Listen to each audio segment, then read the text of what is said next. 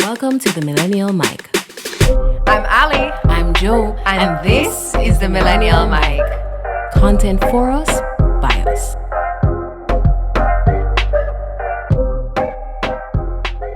Okay. So, Jed, where do we begin with your bio? I guess we can start with, can we call you Jed? Yes, please.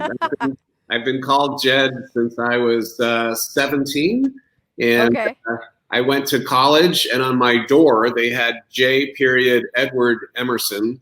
And there was another guy on the floor whose name was Ed. So they called me J. Ed. And of course, in college, that slurs into Jed very soon. So that's how I got the name. I love that story. That's amazing. We might have to dive deeper into that in this episode. So for our audience, Jed is the originator of concepts of blended value and total portfolio management. He has extensive experience leading, staffing, and advising funds, firms, social ventures, and foundations pursuing financial performance with social or environmental impact. He just released an incredible book, which I've been reading for months, called The Purpose of Capital, in which he examines the idea that, quote, the purpose of capital is to be applied as fuel for freedom to find disruption of the social and economic status quo, to be a tool of resistance. Otherwise, it is capital as economics and traditional finance. In addition to writing, Jed has been focusing more recently on working with families, exploring how to ensure a long-term legacy by managing their full net worth for impact. He also advises investment firms on the implications of an impact investing framework for their practice. He's an internationally recognized thought leader in impact investing, social entrepreneurship, and strategic philanthropy. Jed has played founder roles with some of the leading venture philanthropy, community venture capital, and social enterprises in the U.S. Jed, we can't tell you how excited we are to have you on the show for our inaugural Millennial Mingle episode, where we get to chat with other generations, younger and older than us, about their journeys. And so just to give you a bit more context, Jed, the Millennial Mingle is where we bring together two representatives, as Ali said, across two generations around a common interest and engage in thoughtful conversation. And today, that topic is impact investment. Great. I'm looking forward to it. Right. Jed, I think I'm the other representative who's interested. I think that's Jo Marie's goal. Right, because just to give you some background, Jed, the way in which we want to have this conversation is really a dialogue between the both of you, given that this is that connecting fiber between the both of you. So you might find that the questions, although directed at you, I'm going to try and get Ali to respond. She has been avoiding me a bit today, but I'm going to try to get her, to also give her insights and feedback, because that is something that connects you guys together. That's great. Those are my favorite kind of conversations to have. Okay, so I'm so happy you said that. So that gives me the green light to proceed. But before we get into that dialogue, we have a few warm-up questions for you. The first one being, how do you unwind, and what's your go-to relaxation activity? I unwind by going for walks, either in Central Park, where we are right now in New York City, or by going for hikes. And then my other favorite go-to activity is playing guitar. But I live in a one-room apartment with my wife here in New York, and so I have to put on headphones and play against different bands that I like to try to perform with, if you will. But it's a virtual performance, of course. We love that. That's awesome. Jo Marie was just talking before we started the episode about how your love for music is so evident. It's palpable. Yeah.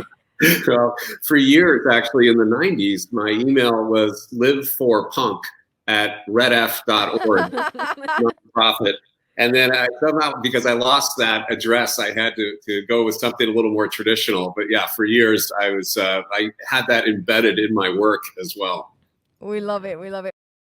Okay, Jed. So our second warm-up question for you is, what is your favorite place to visit in the world, if you have one? I think there are many beautiful and favorite places that I love in the world, but my wife is Norwegian, and we have a family cabin up in the mountains of Norway, and it's right next to this nature reserve. And so you can go out and walk for miles and really feel like you're on top of the earth. And so I love that place very much. That's awesome. That's great. So Jed, we're gonna put you on the spot a bit if you'll allow us, right? So you would have sent us the very lovely music video called Impact the Musical. And so what we want to know is, do you know the lyrics to Impact the Musical, and are you willing to give us a sample? Oh my gosh. Well, I have to say, 6 or 12 months ago, I could have sung the whole thing to you. Oh my God. And Oh if wow. you listen to the video, it'll stick in your head, and you can't get rid of the tune because it's a very Yes, catchy tune. agreed. Yes. We've But been singing it all morning. well, that's the thing. The problem is, because of that, I've actually not listened to it because I just had to get it out of my head, because I always have songs that kind of go through my mind. And so, no, I can't sing it to you right now. But having said that, it was produced and designed and everything, written by my niece. And we originally, my wife and I, had thought we would do a video with me sitting on a mountaintop, looking very deep and reflective, and then having a narrative of my reading the book. And we realized that would be just very, very boring. And when we went to see my family for Thanksgiving, my niece had actually stolen my brother's copy of the book, and she loved it. And she was very impassioned and excited. And so we just, she's a musician and an artist and living in Los Angeles. She's 25. And we just said, look, would you be interested in just doing this video? And she got a bunch of folks together, and they produced this great soundtrack, which we love. So I'm glad you liked it as well. Yes, it really to take such a topic that otherwise, in terms of the creative space, you wouldn't necessarily see the connection, but then with it resonating in song form, it really struck. It's very addictive. We just casually find ourselves saying "what if" at this point, and so we totally get why you had to get it out. To our audience, definitely check out Impact the Musical on the Blended Value website. We'll also post it on our social media channels.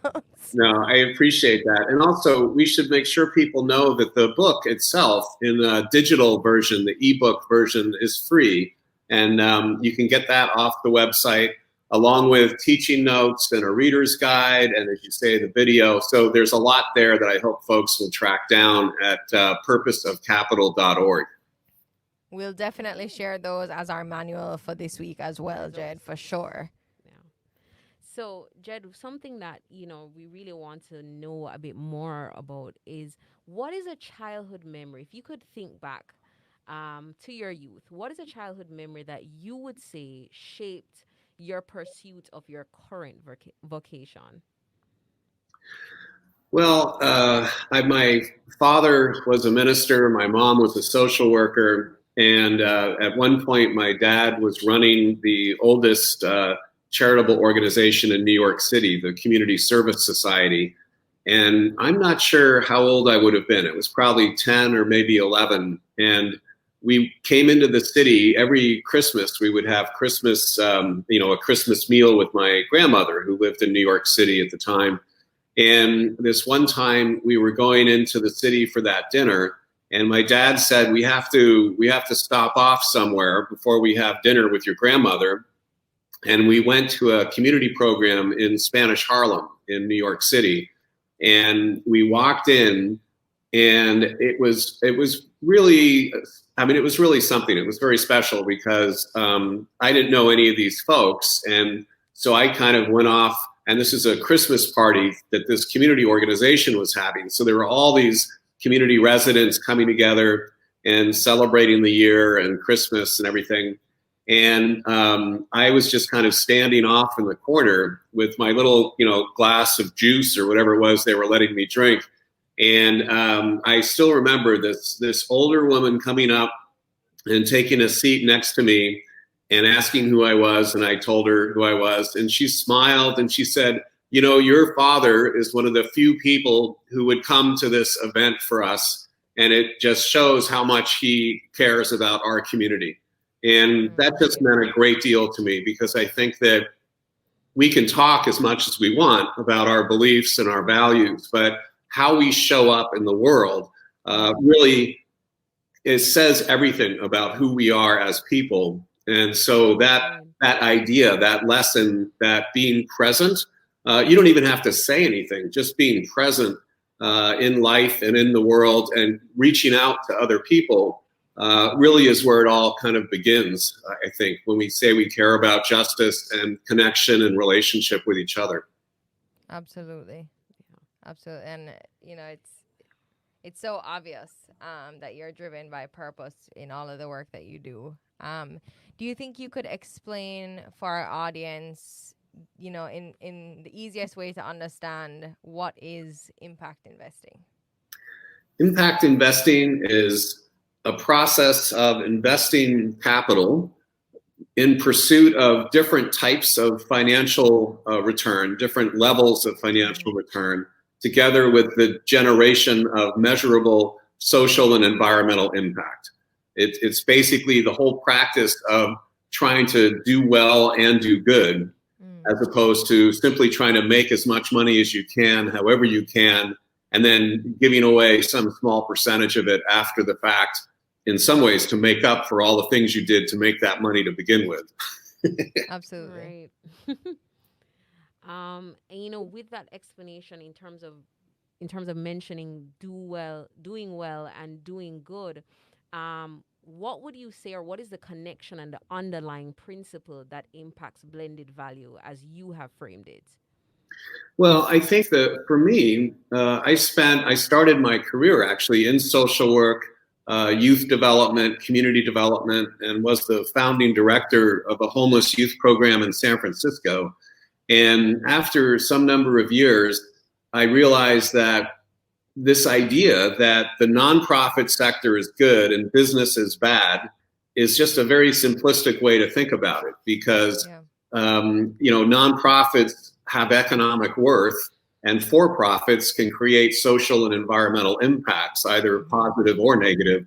Right. And so I think in the late 90s, I realized that I had become really agnostic about the type of organization. I didn't care if it was a for-profit or a nonprofit or a cooperative or a hybrid.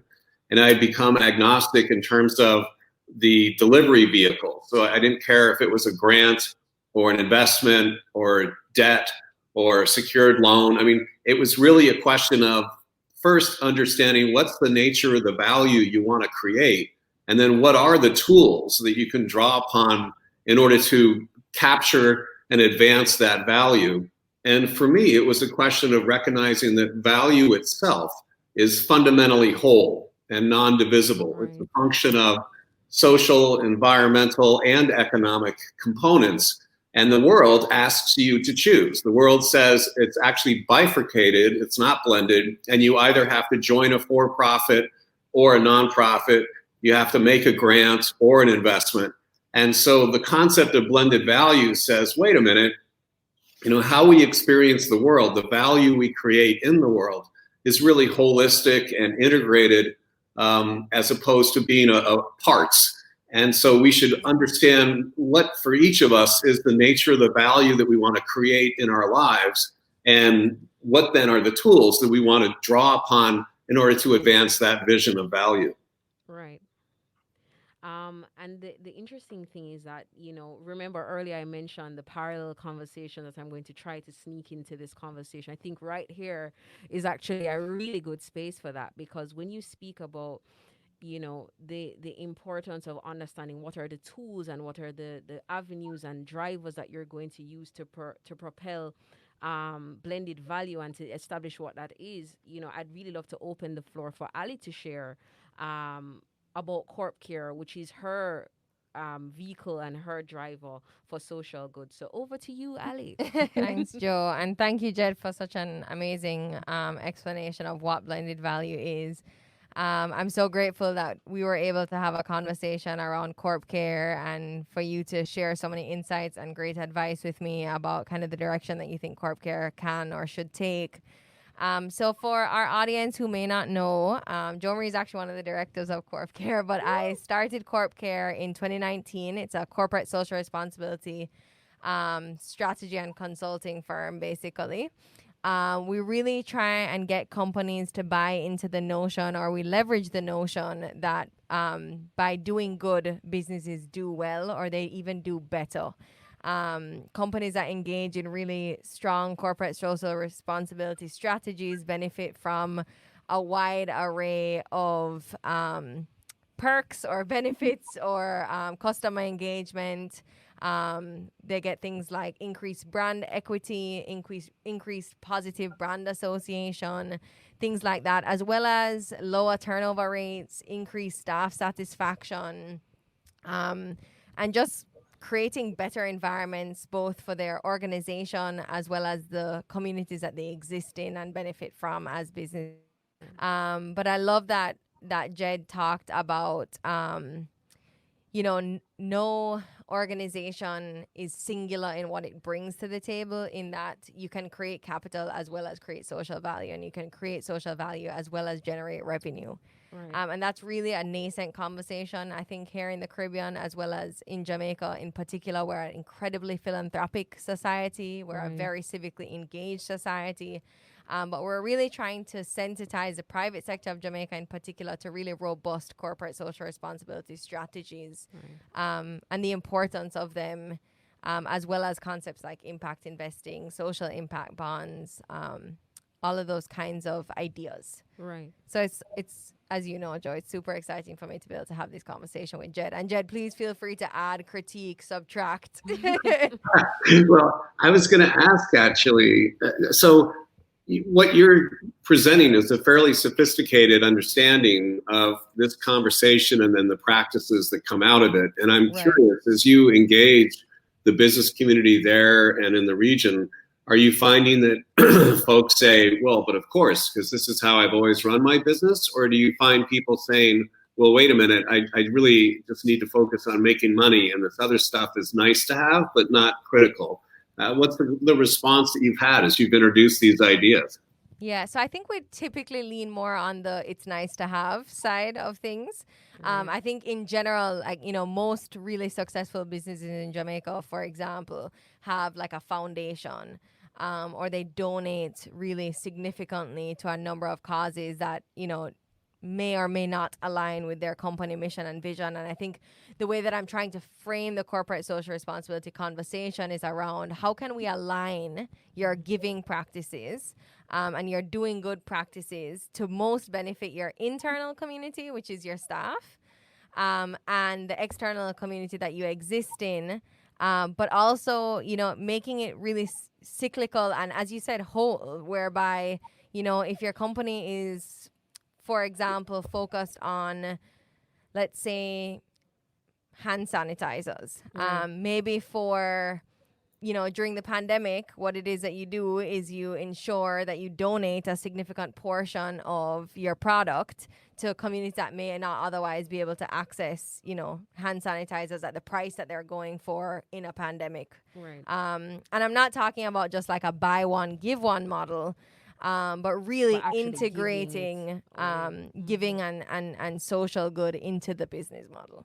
Yeah, no, I think that's a really important distinction, because the buy one, give one model really in a lot of ways just builds on this idea of trade-offs, that you have to trade off kind of financial for social value. And I think really what the future of this conversation is about is more integral and again, systemic and holistic, understanding that the value we create really is one, and there are elements that we can manage toward creating that singular kind of understanding of value. But it's not a choice, it's a strategy, I guess I'd say. Yeah, absolutely. And you have to be so deliberate about it. I've worked with organizations who denote their corporate social responsibility spending, for example, as marketing spend, which is great because CSR does help with your brand equity and recognition. There's certainly a connection. Right. But we can get you other benefits than that, right? We can get you tax write-offs for doing good. We can develop a really meaningful strategy that doesn't necessarily mean you have to spend more, but that you create more impact, especially when you start implementing really strong monitor and evaluation practices. Right? So you measure your impact. So when you consider, the adoption, the possible adoption hurdles or things that might be very much connected to shifting the mindset into what exactly that blended value could look like, I guess my question to the both of you would be, what would you say? And I guess we can split the question up. So, Jed, what would you say is the bridge between impact, investment, and corporate social responsibility, if there is a bridge? And Ali, same question. Okay. Ali, would you like to go first, or you I want would me to take love a you shot? to go first. Surprise, surprise. Let Okay, the teacher go before the student. yeah, it's always dangerous, I think, because the student often has the answer better than the teacher, I think. But I would say that impact investing speaks to the resources and the capital that go into organizations such as companies that then have strategies and tactics related to CSR, corporate philanthropy, a variety of stakeholder engagement approaches. And so it's really kind of two parts of the same coin. Yeah. Right. Yeah. So as Jed said, one just feeds into the other, right? Or one can feed into the other. The other thing that I think about, I guess from a young person's perspective in the space of impact investing, and this is deviating a bit from the question that you asked, Joe, but maybe it'd be just useful for our audience to think about is, when you set up like an investment account with a bank, for example, and you invest your savings, you might want to think about asking that bank to invest in organizations that you think create a lot of social value. So for example, I think, Jed, you can tell me if I'm wrong on this. I think Warby Parker just went public or recently went public. I think that's right, yes. So organizations like that, where they're, a hybridized business model whereby they have really robust social programming and adhere to really stringent social values, and do earn a lot of profit, but the financial return may not be as fast as an organization that is dedicated to maximizing profit as opposed to dedicated to maximizing profit and social value. So that's something I think about. Where do I put my own savings? What's the kind of legacy that I want to create for myself, and the way that I spend my money, because that's an extension of us, right? It's how we communicate to the world what it is that we believe in a lot of ways. And if we give to organizations that are really doing harmful things to our world, are we saying that we accept this? Right. So do you think that the shift in terms of the awareness when it comes to not just looking at the company as a consumer purchasing a product or a service, but actually going beyond the veil or behind the veil of the company and being interested in how exactly are they creating social, would you say that there is a significant shift in terms of that level of awareness for consumers? And what would you say is the reason attributed, or the main reason attributed to that shift? Question to both of you. Well, I mean, I guess I can speak for millennials and say that I think that we certainly are thinking, we're living in a world that's constantly changing, right? We can see climate change for the first time.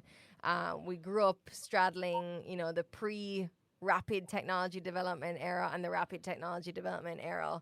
And I think that there is a lot more awareness amongst our generation about, what it means when we move our money. Right. But I think a big thing that as a society we need to grapple with, and it's something that I think both Jed and I want to advocate for in understanding concepts like the purpose of capital and what they mean today, is that we need to make social value more accessible and more affordable. Right. In all different markets, right? We need to make food more accessible. There are too many food deserts in really wealthy places like America, for example. Right. But I'll go off on a tangent about this. Jed, please respond. Cut me off. I think we've got a lot of places we can go with this question, because I think part of the shift that's taking place is a move away from each of us as consumer toward an understanding of us that really as economic actors, and recognizing that capital, whether the money we use to buy things or capital in the form of the resources we invest or save, really is in motion and creates other impacts on the other side of our transaction. And so when we put money in a savings account, it doesn't just sit in that savings account. It is invested then by the bank out into the world. And we need to recognize that a lot of banks, if you were to ask them, where is my money going, they honestly would not be able to tell you. And so it's important, I think, to look for credit unions, community development finance groups, community banks, where they're using your capital to lend to small businesses or nonprofits in the region, and are really making an effort to kind of do more than simply make more money. And you can do this also with the money that you give away. A lot of us, support schools and churches and local kind of environmental groups or issues that we were concerned about. You can take that same money and for very little, like $500, in some cases, maybe a little more, but you can create what's called a donor advised fund, which lets you put that money to philanthropic use. But while you're deciding where you want those dollars to go, the money itself is being managed on an impact basis. And so there are groups like Impact Assets, RSF Finance, Tides Foundation that allow you just online to open up these kind of accounts. And so your charitable dollars can also be managed for impact as well. Absolutely. Jed, one of the things that, I know we've gone, through the purpose of capital, we've talked a lot about how we can even engage in impact investing as young people, how we can create awareness around impact investing. But I think something that would be super useful for our audience is if you could share with us a little bit about kind of the trajectory of your career, maybe some of the challenges or failures that defined it, maybe ideas that have gone unused, or kind of what you're looking to for the future and the development of your career. Well, that would presume a level of strategy that I probably have never had in terms of. I started out, as I said, as a social worker, and in my late 20s, I had finished a period of about 5 years as founding director of this youth services program. But at the end of that experience, I realized I was very frustrated with traditional nonprofit and philanthropic kind of practices, and I wanted to find something else. And I think the trick is I hadn't really defined what it was that I was looking for, but I knew the basic ideas that I wanted to pursue. And so just literally accidentally, I ended up connecting with a financier who was asking a lot of the same types of questions that I was asking. And that led to an 11-year engagement running a fund where we were taking his philanthropic charitable dollars, investing it in market rate companies that were owned by nonprofits and providing transitional employment for formerly homeless people. And so we didn't know what that was in 1990 when we started that strategy, but that became then venture philanthropy and then later a form of impact investing. And so I think for me, the important thing is not that you pursue a career with the answer in mind, but with questions that you find compelling for what you want to explore.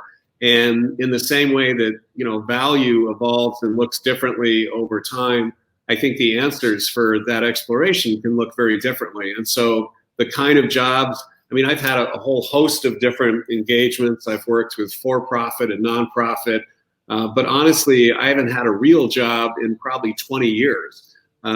Because I moved into this advisory role, and you have to have a level of experience first to be able to do that. And each of the engagements that I had before becoming an advisor were really important to my building a skill set and experience and knowledge base. And all of those kind of ended up being not really what I was looking for. And I think to have your own, it takes a while, I think, to really gain confidence in your gut. But if your gut is telling you that something, isn't right, or that there's something more over the horizon, then you need to listen to yourself and let yourself explore that. And you need to do that in a smart way. I had one friend who said to me, it's not so much getting the right job, it's looking at the job that you're in and understanding what are the things that you can take away from an experience that will roll into the next experience and position you more effectively. So it's not just like quitting your job to launch an enterprise. It's saying, okay, over the next year, what do I really need to learn in order to launch that enterprise most effectively? Absolutely. So it's really a matter of using these different experiences, no matter how diverse or in terms of they might very well be off the beaten path, but really cultivating these experiences in a way that allows you to form the building blocks of what your next venture might be or what your next vocation might be, and how exactly do you do that in a way that is sustainable and that allows you to continue to fulfill fulfillment over time, which I guess kind of brings us back to a very critical word to in this conversation, and that's purpose. And so I guess it's based on what you're saying, and correct me if I'm wrong, it's really an ongoing experience. It's something that with each day you have to be open to the possibility of being disrupted, and in that and through that disruption you then move into what flows from that or what comes after that. Yeah, and it can be a really tough process. I mean, a lot of my transitions scared me, quite frankly, and I didn't know how I was going to support myself or where I was going to go. But I think it's important to recognize that in some cases you need to have a breakdown to have a breakthrough, and it's okay if you don't know the next step immediately. And sometimes, it's that old line about where a door closes but a window opens. Sometimes you don't know what the opportunity is going to be until you're in that moment. Yeah, absolutely. I think Jo Marie and I can both attest to. Oh, we are actually. It's like we're talking about ourselves through this conversation while exploring our own landscape of really just trying to ascertain what's the direction. And I think a part of it is something that becomes very evident when you read your bio, for example, Jed, is the fact that you've done a lot and you're still in pursuit of a lot. And that is really reassuring to someone who is a millennial and might think that, okay, I'm on this clock, or I'm on this timeline that says by a certain time, certain things must happen, when really things will happen in time, not by a certain time. And so once that time is found, you can really continue to step and evolve and to really change what it is over time. Yeah, no, I think that's very well said. Thank you. She's the wordsmith in the duo. Okay, Jed, we have one kind of big final question for you. Yeah. And this is a really hard one. I'm so sorry in advance. Yeah. What do you think the world's biggest challenge is right now?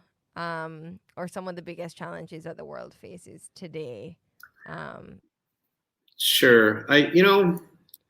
Now, I didn't know this question in advance, but I will say right off, when I look at COVID, when I look at our recent elections in the United States, when I look at the Me Too movement, and I look at global climate crisis, in a lot of ways, what all of these things share in common is a false understanding that we are all separate, and that you can pursue your interests without having to think about anybody else. And I think that the Buddhists call this the illusion of separation.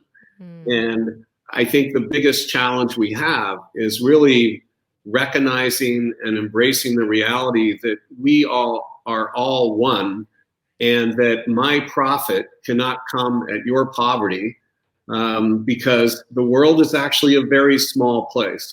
And I need to care for you as I would hope you would care for me, and that we are in relationship with each other as individuals, as families, communities, and societies, and that our inability to see that connection and to begin from an awareness of that connection and how we can nurture that to our mutual benefit, I think is the biggest challenge that we have as a people, because we are getting more and more tribal and more polarized, and moving us away from the reality that the world is really whole, and that we need to understand our connection with each other and with the earth if we're going to be able to understand our ability to capture the vision and future that each of us as individuals would want to pursue.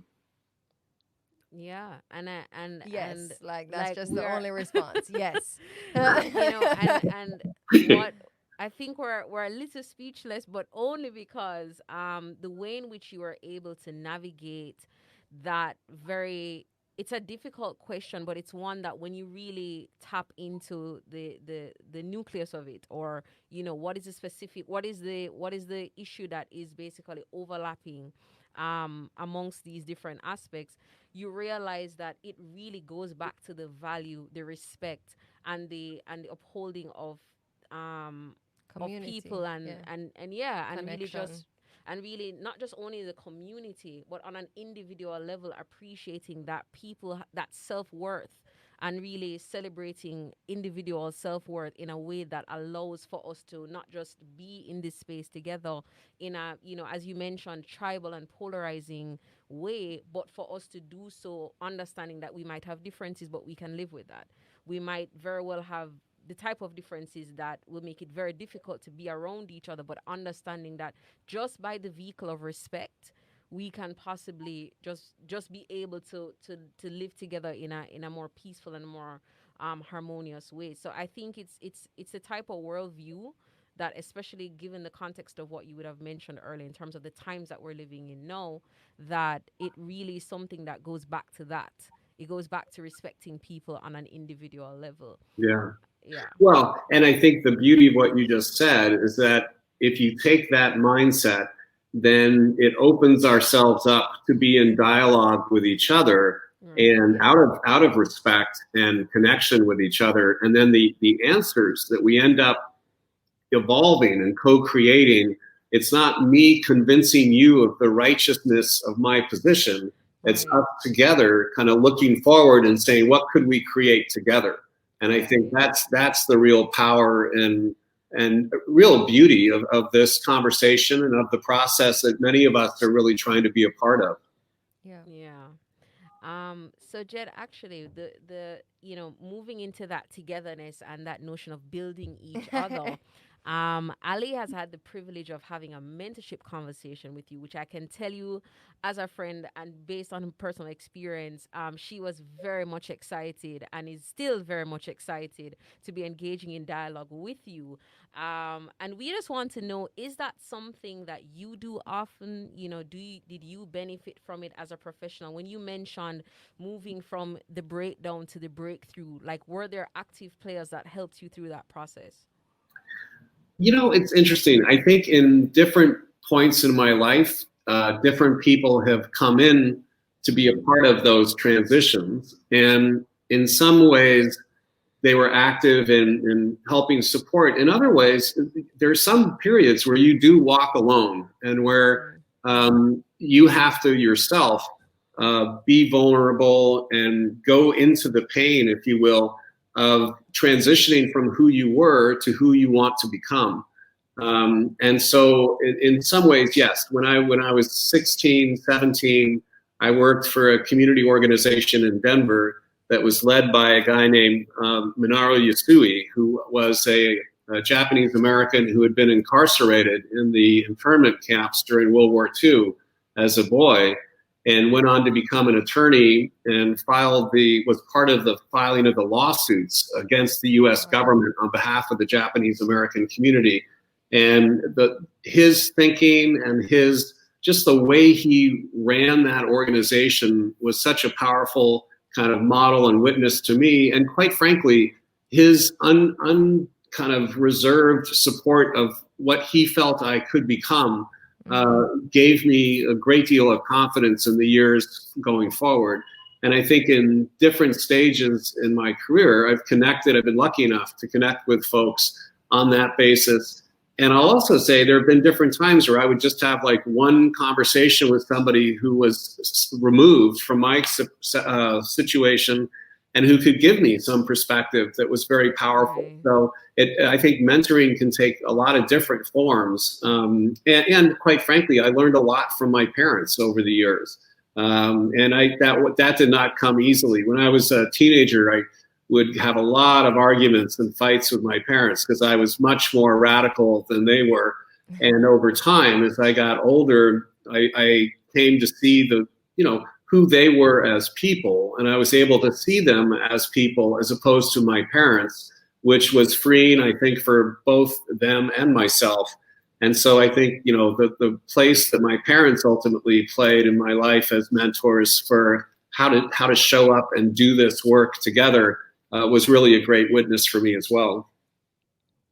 That's awesome. I think it's so cool when we shift from being, sons and daughters and children of parents to, well, I guess we never stop being that, but to be friends with our parents, or to explore relationships with our parents that are.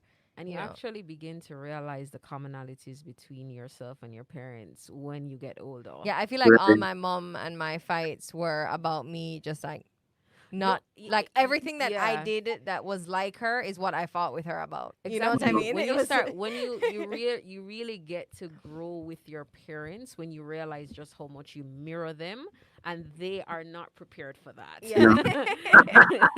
And I think we aren't either. I have to say, in the last whatever number of years, there's been a number of times where things have come out of my mouth that just could have come right out of the mouth of my father, and I'm kind of like, oh my God, I've become my dad. Exactly. So, Jed, we always ask our guests, what is your favorite resource right now? It could be like your favorite resource ever, or it could just be your favorite resource right now, and it can't be, of course, The Purpose of Capital. It could be. It could. I mean, I think our audience favorite resource right now could be the Purpose of Capital.